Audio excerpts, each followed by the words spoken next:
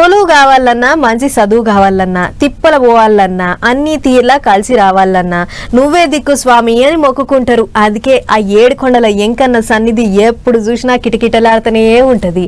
365 రోజులు భక్తులు బళ్ళు కడతనే ఉంటారు. నెరి సెలవులు వచ్చినాయంటే ఇక శ్రీవారి సన్నిధిలో ఉష్కేస్తరాలదు. ఇక చూడు ఎట్లున్నదో కిటకిట. ఏం పబ్లిక్ ఏడుకొండల ఎంకన్న సన్నిధి కిక్కిరిసింది పోన్రే. అగ చూడరే అలిపిరి గేటు కాడ బండ్లు బాగా లైన్లు కట్టినాయి. ఎమ్మటెమ్మటే సెలవులు వచ్చుడుతోని భక్తులంతా బండ్లు కట్టిండ్రు. టోకెన్లు లేని వాళ్లకు శ్రీవారి దర్శనం కావాలంటే దగ్గర 24 గంటలు పడుతున్నదట. బుధారం ఒక్కనాడే 73,000 మందికి ఎక్కువనే భక్తులు దర్శనం చేసుకున్నారట. 4,88,00,000 ఆదాయం వచ్చిందట. అటు శ్రీవాణి టికెట్లు ఇచ్చే కాడ భక్తులు జరసేపులు ఒల్లికి దిగిండ్రు. పొద్దుగాల 6టికి ఇయ్యాలన్నట టికెట్లు. అటువంటిది నడిజాము రాత్రి 2 గంటలకే ఇచ్చిండ్రట. అట్లెట్లు ఇస్తారని కొంతమంది భక్తులు మస్తు గరమైండ్రు. వెంటనే ఆఫీసర్లు వచ్చి వాళ్ళని చల్లగా చేసిండ్రు.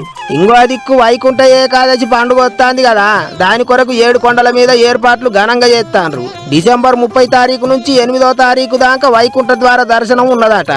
ఇంకో దిక్కు అటు ప్రసాదం లడ్డూలు ఎట్లా తయారు చేస్తాండ్రు, ఎట్లా అమ్ముతాండ్రు అనేది చెకింగ్లు చేసిండు టీటీడీ పెద్ద సారు.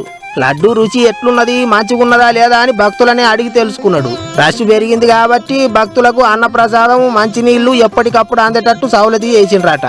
ఇటు వరుసగా తాతిళ్ళొచ్చుడు, అటు ఏకాశి పండుగ కూడా ఉన్నది కాబట్టి ఇక ఈ వారం 10 దినాలు ఎంకన్న సన్నిధి మస్తు కిటకిటలాడేటట్టే ఉన్నది.